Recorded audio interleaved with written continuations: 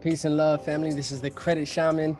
Thank you very much for joining me today. I wanted to just touch base very briefly on the Biden's proposition to legislation to allow the IRS to basically have access to bank accounts and basically subpoena bank accounts and companies like Venmo, Bancorp, and online banks to basically have access to report transactions larger than $600, which is currently $10,000 are supposed to be reported to the IRS. So you got to think about this huge jump and why this should be nothing to worry about if you are in the proper position to manage your money and justify where the money is going. You know what I mean? Because at the end of the day, taxes are voluntary, right? However, and I just want to say that the IRS literally has, it's no secret, hundreds of pages of, how not to pay taxes and to be, tax exempt. And there are a variety of misconceptions out there about tax exempt organizations. And you see the whole culture of people, for example, people at the Met Gala wearing tax the rich dresses and stuff like that. And it's like just creating this distortion of our wealth system here in the economy, with so many people put so much hate on and jealousy on, or at least they think that that's the solution for allocation of resources is to further tax the rich, which, this is Biden's first year, not even first year in office. And he's just, to me, he's fucking up the whole entire system. And it's just like, it just looks like the United States de facto is pulling their last card. Like, this is the Joker card. Like, they have no more cards to play. Like, this shit is just absolutely ridiculous and quite funny. And, you see as much push and marketing from things, performances like this guy and the rest of Congress and shit like that. It's just like, really, you see the rise of DeFi, decentralized platforms, growing stronger and stronger by the day. And as much as the SEC wants to regulate and, Biden wants to tax, and the IRS is going to increase their auditing power, and it's just a mess. You know what I mean? So I just wanted to reassure you that, if you're in the proper position and you can justify how you're moving your money, specifically with a 508 tax exempt trust, and you moving money through your trust bank account and getting it legally tax exempt, then you have nothing to worry about, and no one can come and take your tax exemption away. And not to mention, you don't have to pay capital gains on your digital assets, especially, if you've allocated them and surrendered them to being in trust. So that's definitely one thing that I wanted to share with you guys, is that this is nothing to worry about. This is just another scheme. And it's honestly not worth the hype, truthfully, because like I said before, like all of this information, I was reading something the other day. I was actually in the IRS code or something like that, it's nearly impossible to demand 100% of participation in taxes, especially at the rate in which, how big the IRS is and stuff like that. But it's just like, man, you got to think, so many people are shifting to cryptocurrency, and this is why governments don't like cryptocurrency. But at the end of the day, I read something also today that said Biden's administration also said that, they identified cryptocurrency as not a currency, but as property. And so, I mean, I don't know what necessary allegations that means, but at the end of the day, he's trying to issue 40% tax on capital gains. And so if you have a trust that you can surrender these assets to, or even acquire these assets with, and I was just actually looking up, what is it? Giving back, except crypto for nonprofits. And so if you have a where's it at? I think it might be Giving or Giving Block. Yeah, here we go. So this is a good website where it's like, okay, well, if you get your foreign, trust or even domestic trust, a 508c1a could be both domestic and or foreign. However, I'm going to sit here and say that, whatever is more practical for you and easy for you to get set up faster, you get that tax exempt trust. And then I would say what I'm trying to figure out now is how do I get my trust bank account in the position to be able to convert digital assets once I get donations via cryptocurrency sent to me? Because if I can establish a wallet, which you can with like Coinbase, and supposedly these organizations help you get established, but you know, you don't pay as much transaction fees and stuff like that. So what I'm trying to figure out is how to get my trust on board with cryptocurrency, so that way the money that I can buy cryptocurrency with my trust bank account, but also all of that money is not taxed and it's capital gains. So you see here is faith-based. I just found this organization. I'm going to be reaching out to them to see if I can get some kind of partnership and maybe even do some campaigns. And but most importantly, how I can get set up in my trust to be able to purchase and interact in the digital economy. You know what I mean? So this thing right here, you don't have to worry about at the end of the day. You know, obviously with things like Venmo, Cash App, and you know, Zelle, all of these things are very easily accessible information. If the IRS wanted to subpoena some of these companies, they would fumble and they would basically give up all of your private information, which is, you know, a bit unfortunate, but they have to have probable cause, I guess, to do that. You know what I mean? But at the end of the day, if you get the 508c1a tax exemption, which you can do, which I have a class on and webinar series and templates that I give you, and all the instructions on really how to get it done in 24 hours. You really don't need any more than that. In 24 hours, you can get tax exemptions for the rest of your life. And it's just, you know, I can't say it's 100% free, but at the end of the day, it's 10 times cheaper than registering any kind of corporation and business in any kind of state. All you need to do is pay for the notary, get the EIN for free, and then, you know, open up the bank account and have all the documentation. Some banks don't even require documentation, just rather you knowing the information of the trust. And so if you can get that information, get your trust bank account open right away, you can elect for tax exemption to the IRS and tell them you're a private 508c1a organization, that you don't have to pay these taxes at the end of the day, because it's under the First Amendment. Faith-based organizations have a legal right to form, in which don't even require to report at all. So it's 100% free, 100% true, and 100% legal to, I guess you could say, position your affairs in the direction of not being tax exempt. So all of this bamboozle shit that the Biden administration is pulling, it's like, you don't have to worry about that if you know how to arrange your affairs. Next thing that I wanted to talk about was how a judge suspends the New York State, the corporation, for the vaccine mandate for healthcare workers who claim religious exemptions, and also not just healthcare workers, but workers in general. But a federal judge issued a restraining order suspending the New York State corporation from enforcing this vaccine mandate, and if healthcare workers claim a religious exemption. So if you're watching this video and are a healthcare worker or are a worker in general, and you need some kind of religion or faith-based organization to plead for you and provide you a vaccine affidavit, pleading a religious exemption, you could just hit me up, send me an email, comment on the videos, whatever you want to do to get my attention, so that way we can, you know, with a donation, give you these vaccine affidavits that you can print out, get notarized, and send to your employer, so that way you can remain exempt from getting these vaccines if that is not aligned with your religious exemption or religious beliefs, excuse me, so you can get the religious exemption.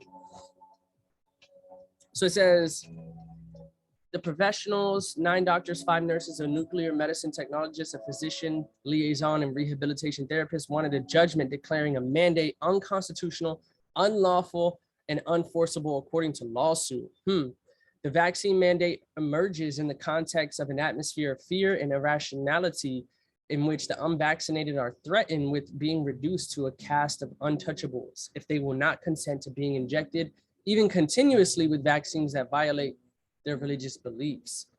And so, you know, you can see a lot of people, a lot of business owners are getting confused on a mandate being a law. A mandate is not a law. A mandate is just a mandate. A law is a law, which are two different things. You know, one, it could be codes and statutes, and the other is law. It is completely unconstitutional, unlawful, and unenforceable.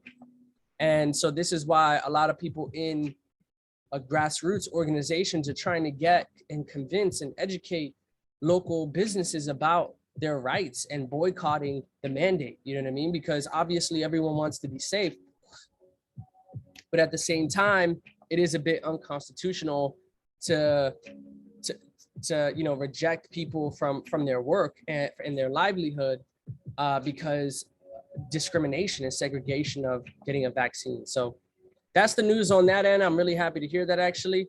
MiamiCoin, Miami votes to access $5 million from the city-based cryptocurrency.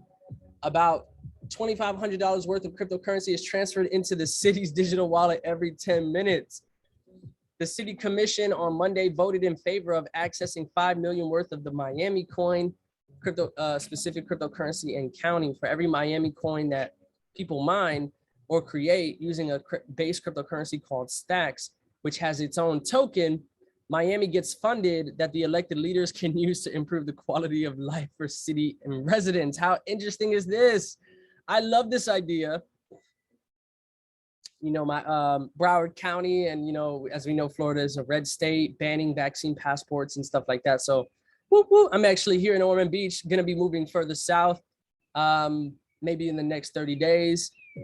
Some unfortunate circumstances here at the retreat center. However, I am very, very much looking forward to being in South Florida and collaborating with the conscious community there, and sovereignty community, the credit community, the medicine community, all kinds of community down there. So it says the city of Miami decision to accept the gift contributions generated by Mind City Coins protocol, currently valued at 4.3 million, represents a major milestone in Miami's quest to become a crypto innovation hub.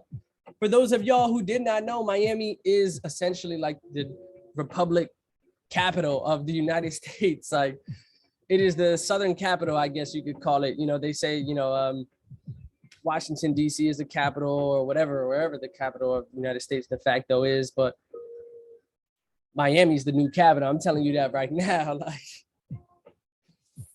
so this is great news, honestly. Obviously, I don't know if you know this, but El Salvador has officially accepted cryptocurrency as a legal tender in their country, and a lot of countries are actually beginning to follow.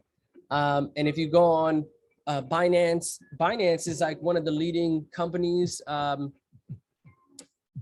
exactly remember which country they're in. They might be like an offshore company or China or something like that. I can't exactly remember, but wherever they are, Binance is leading the innovation for not only NFTs, but nonprofits, charitable donations, and how much money do you have in your bank? Whoa, what was that? Oh, this is.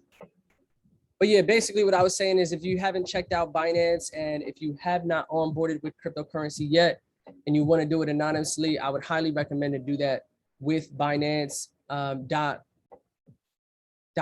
And you can use a VPN, but Binance is actually cracking down harder and harder on, you know, people using their platform without being in a country to where it's regulated. Obviously, in the US, Binance has a whole different sector because they had to get approved by the SEC.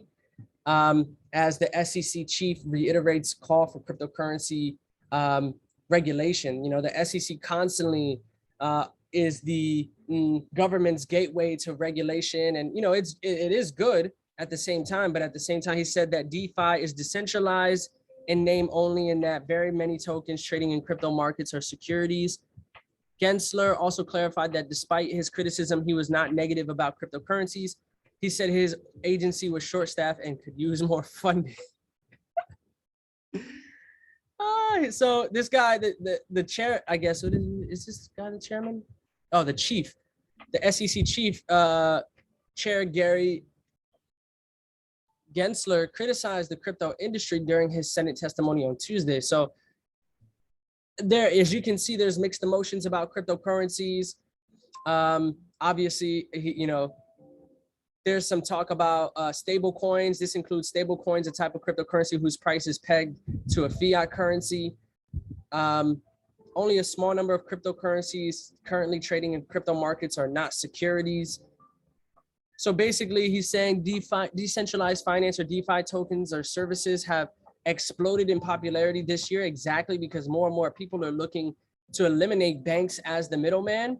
And the SEC is constantly trying to regulate and provide 2FA factors and regulations for companies dealing in the securities market with or currencies market to be able to continuously limit people's ability not to be tracked. So that way, when the Biden administration issues subpoenas against some of these companies who had to have been registered in the United States under SEC regulation, they have to give up that information. And so people who are attempting to not necessarily avoid taxes, but limit the amount of taxes that they pay will get, exposed. And so I think I seen an article the other day about Coinbase being sued or some of these companies being, subpoenaed by the IRS because they don't want to give up this information. And why should they, right?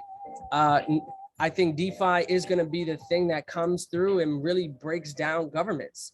And it is proving to be so now.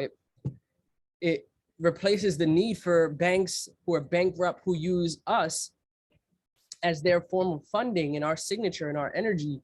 Instead, we have the ability to benefit and profit off of the social currency that we bring to the digital economy to profit off of not only social currency, but art, intellectual property, and the wide range of stocks that, not necessarily stocks, but shares that could be held in different currencies. And it basically levels the playing field. So it's a beautiful thing to see DeFi even causing this much shake.